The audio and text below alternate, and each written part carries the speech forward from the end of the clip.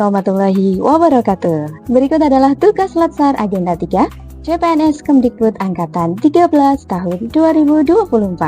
Saya Uswatun Hasanah, Magister Pendidikan Islam. Tugas Agenda 3 adalah tentang manajemen ASN, yaitu saya menganalisis isu dosen ASN dalam menjalankan Tridharma perguruan tinggi yang sesuai dengan prinsip-prinsip manajemen ASN di unit kerja menggunakan analisis metrik USG, urgency, seriousness, and growth. Dalam mengimplementasikan Tridharma perguruan tinggi, seorang dosen ASN juga harus menjalankan tugas dengan prinsip-prinsip manajemen ASN. Ada beberapa isu yang menjadi tantangan tersendiri dalam penerapannya, yaitu 1. Dosen lemah dalam mengikuti perkembangan teknologi digital. 2. Dosen lemah dalam pembuatan artikel ilmiah dan publikasi jurnal, serta pedoman pengajaran masih menggunakan kurikulum lama yang sesuai dengan ketentuan yang dibuat oleh manajemen pusat. Berikut adalah hasil penelitian berdasarkan analisis USG. Untuk masalah lemah dalam pembuatan artikel ilmiah, yaitu penelitian dan publikasi jurnal, menduduki prioritas kedua. Pengajaran masih menggunakan kurikulum lama menduduki prioritas ketiga, sedangkan tantangan teknologi dan media digital dalam pengajaran menduduki prioritas pertama.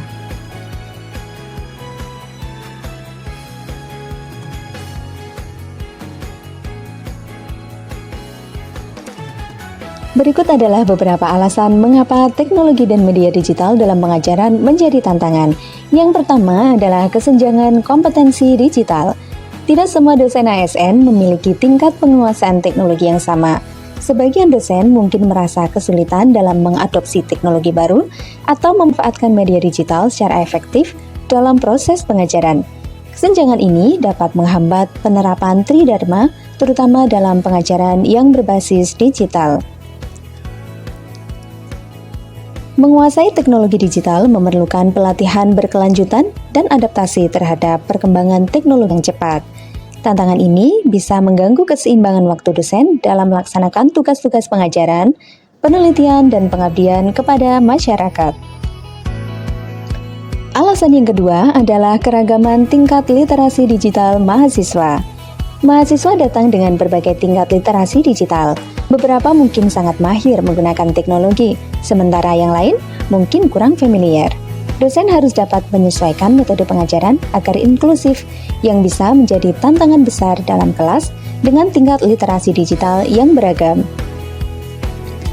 Media digital seringkali memerlukan keterlibatan aktif dari mahasiswa, namun tidak semua mahasiswa mampu atau mau terlibat dengan cara yang diharapkan, sehingga dosen harus mengembangkan strategi yang efektif untuk memastikan partisipasi yang merata.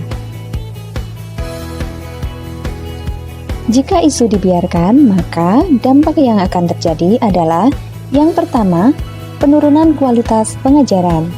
Tanpa pemahaman dan keterampilan yang memadai dalam penggunaan teknologi digital, dosen ASN mungkin kesulitan untuk menyampaikan materi dengan cara yang menarik dan relevan bagi mahasiswa.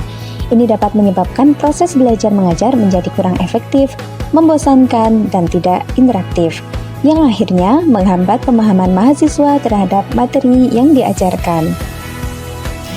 Teknologi digital memungkinkan akses ke berbagai sumber belajar yang lebih luas dan aktif. Jika dosen ASN tidak mampu memanfaatkan teknologi ini, mahasiswa mungkin kehilangan kesempatan untuk mengakses materi belajar yang beragam yang dapat membatasi wawasan dan pengetahuan mereka. Dampak yang kedua adalah ketimpangan dalam penguasaan teknologi antara dosen dan mahasiswa.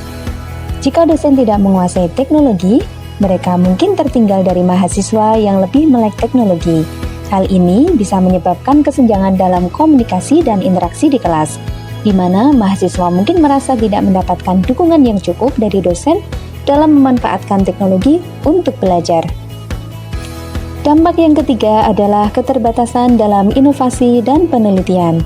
Teknologi digital membuka peluang untuk inovasi dalam metode pengajaran, seperti pembelajaran berbasis proyek, flipped classroom, dan e-learning.